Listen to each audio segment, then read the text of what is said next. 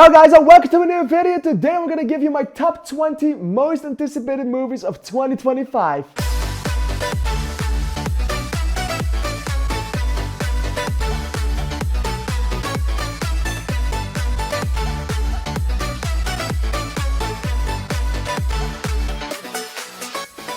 A new year is upon us. 2025 has officially started, and apart from my dream trip to America that I'm doing this year, which means that I will miss Fantastic Four: The First Steps in theaters when it comes out, which is painful enough, I do have 20 movies that I will get excited for once they get new trailers, or that I am just already pretty excited for, that I know that are gonna be great, that I just know that are gonna be awful, but I'm gonna have a fucking good time watching them.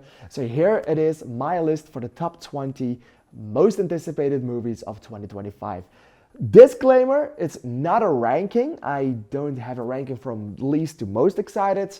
It's just, I'm excited for these films and I want to talk about them before I get to review them or before I get to talk about them later in the year. And I gotta say, I'm pretty damn excited for Captain America: Brave New World. The trailers have done a good amount of excitement for me, and I do have to say that I know about these press screenings that aren't going as smooth as possible, and they did a lot of reshoots for this movie, and I still think this is more Hulk than a Captain America movie, but I'm very excited to see what they do with the story. The trailers looked great, and the CGI is getting better. We're getting there. We're now getting adamantium. The Tiamat is going back from the Eternals in 2021, so there's finally some interconnection between Phase 4, 5, and 6.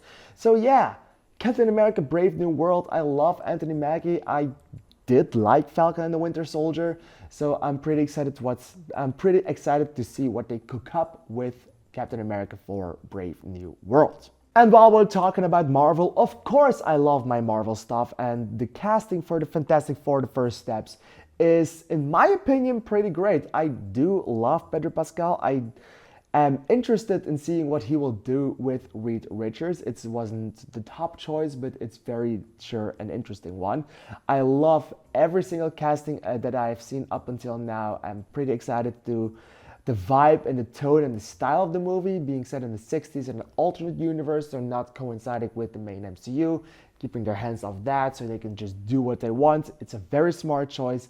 I trust in Kevin Feige. I know Marvel will come back out on top in the end, and I know this franchise will win. And I do hope that right now we will have, for the first time ever, a pretty great Fantastic Four movie. Avatar: Fire and Ash. Avatar 1 was awesome for its time. It's awesome right now. Avatar 2 is less memorable than the first one because we've already seen a lot of these things before. I do hope they do something else with the story this time, and that doesn't mean that they're gonna defeat Fire Lord Ozai or stuff like that, because I do see the comparisons between Avatar: The Last Airbender, and that's pretty awesome. That's pretty funny. I'm excited to see what they do with the story and what they do with the movie. And James Cameron we trust. We will always get excited for a new James Cameron flick. Mission Impossible 8: The Final Reckoning, not Dead Reckoning Part 2, which I think is a good change to the title. Well, the last one ended on an excited note. It wasn't as good as Fallout. I don't think this one will be as good as Fallout. And I am quite excited to see how they wrap up this franchise. And I am even more excited in seeing if they actually wrap up this franchise. Will this be the No Time to Die of the Mission Impossible franchise? I don't know. We're gonna see. I'm excited to know the answer to that question. People who know my channel know that I am not the biggest Superman fan, and I do think the hero has way too many capabilities and not as many flaws apart from just a green stone, and I don't like that. So I will never ever feel in one line with Superman. But that being said, the new line the DC Universe is taking, I have to see Creature Commander still, but I am very excited to see what James Gunn will cook up for the character. I loved Henry Cavill. I hope that this next one will do just as great of a job. From what I've seen, he's gonna do it. I'm just excited to see how well of a job he does and how funny this movie and how good this movie is gonna be. Is it gonna be James Gunn kind of fun with the right amount of heart? I genuinely hope so, but a darker universe, that can also be the case. I love both. And when we're busy with superheroes, I was never excited for Thunderbolts, asterisks, until I saw the trailer for this movie that actually won me over. The trailer is actually pretty damn good. And I'm excited to see what they do with the Thunderbolts. It's such an insane idea. It worked in the comics, but will it work in the movie theaters? I do think Florence Pugh will get some butts in the seats, and that's saying something because she was by far the highlight of Black Widow. I'm excited to see what they do with Thunderbolts. I never expected this movie to be on my anticipation list, but yeah, here we are. I'm excited for all 3 Marvel Projects movies this year. Ballerina has gotten its first trailer, and I do have to say that this movie looks incredibly promising. I love it already. I want to see it. The world of John Wick is an incredibly insane world. It's incredibly fun to watch. It's insane. It's cool. It's such a good action kind of flick universe, if I have to say something like myself. Well, I don't know what I'm saying. Ana de Armas, she gets it every time. I do hope this movie will be as good as the John Wick franchise. Wicked Part 2 is officially coming out this year. It's called Wicked for Good. I don't like that title, but I did love the first Wicked.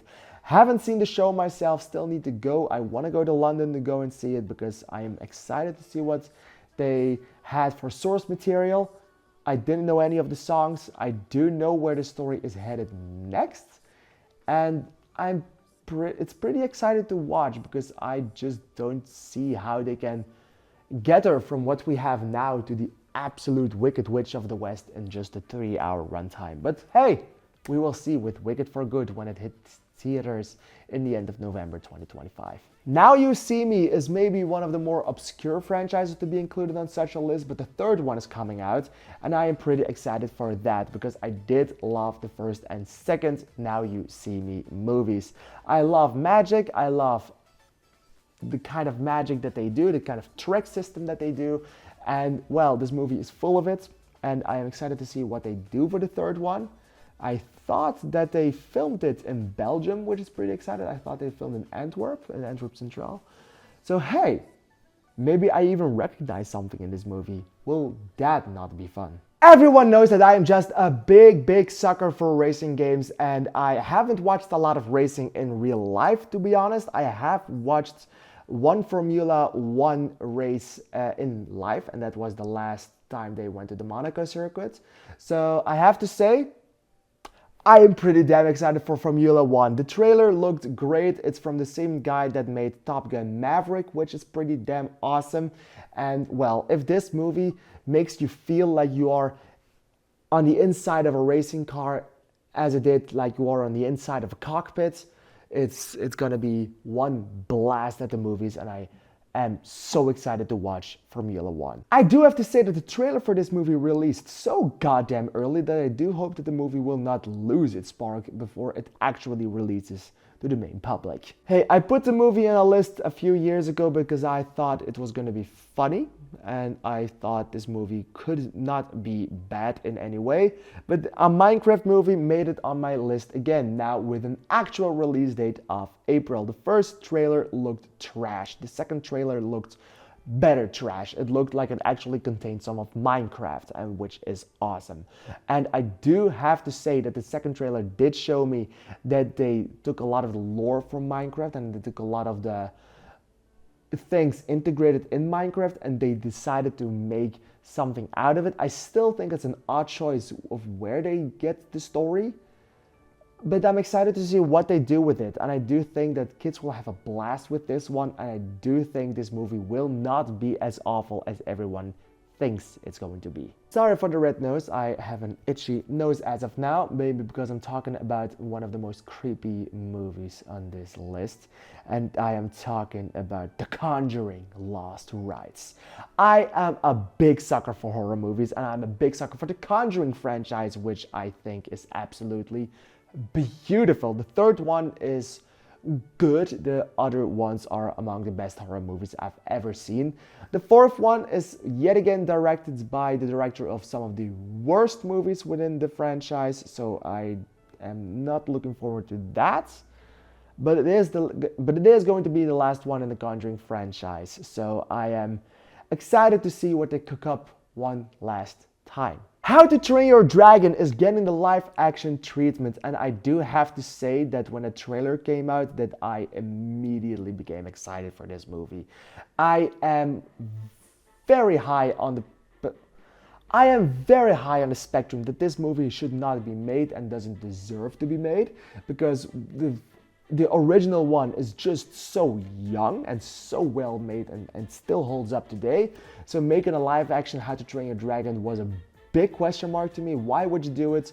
After seeing the trailer, I kind of get why. And I'm very excited to see how good this movie is going to be. Not if it's good, just how good.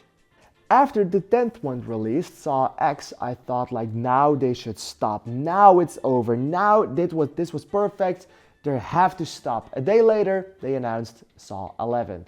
And I was like, okay, here we go again. I'll be excited. And yeah, I am excited. Saw will always have a soft spot in my heart, and I will always be excited for anything that comes out of this franchise. I am excited to see what they do with it, if they will hold up what they did with Saw X, or if they will go the Halloween Kills and Halloween Ends route and just massacre this franchise to the bone. Not only dragons, blocky animals, and Snow White and the Seven Dwarfs get live action treatments this year, Lilo and Stitch is also coming out. I am a big fan of Lilo and Stitch. I loved the movie.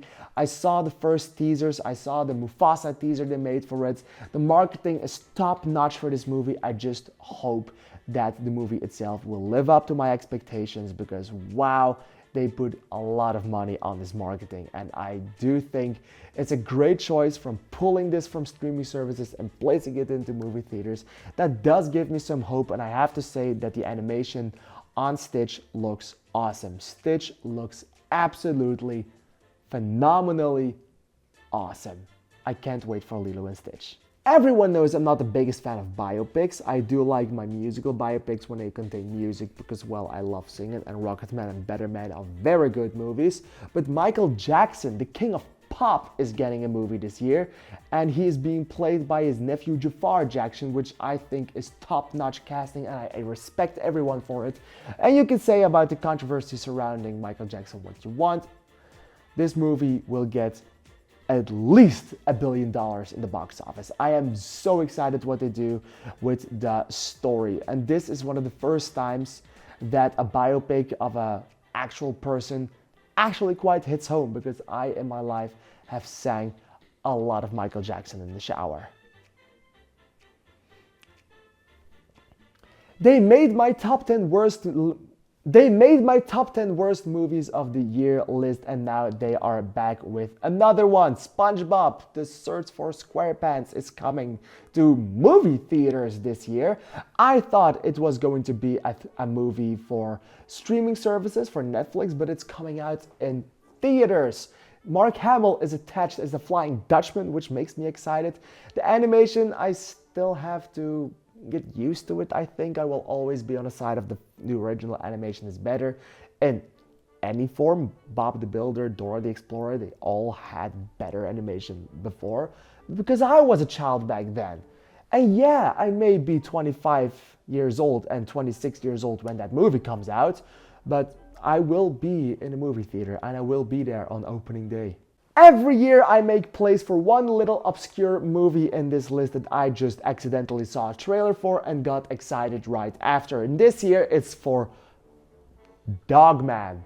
I don't know why, but the trailer for this movie sparked my interest, and the rest of the movie is just a win for me right now. I don't know why, but I am very excited for Dogman to release in theaters, to go and watch Dogman. I don't even know the character. The trailer just spoke to me, and I don't know why, but I am excited for Dogman.